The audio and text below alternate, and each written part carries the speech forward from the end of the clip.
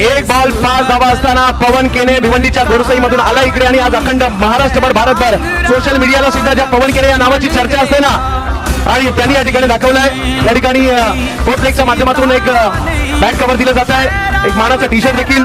तारीफ सय्यद त्यांच्याकडून कॅमेरामन इकडे फोकस करा पवन केने यांच्यासाठी या शेवटच्या बॉलच्या षटकासाठी 50,000 होते आणि ते सुद्धा या ठिकाणी गुगल पे करण्यात आलेले आहेत सामना एक बॉल आणि 5 धावा म्हणजे मॅच जिंकायची तर षटकार हा मारावा लागेल अवतार लिया उलटा चुकीला माफी नाही आणि पवन केने MUCC भेस बदल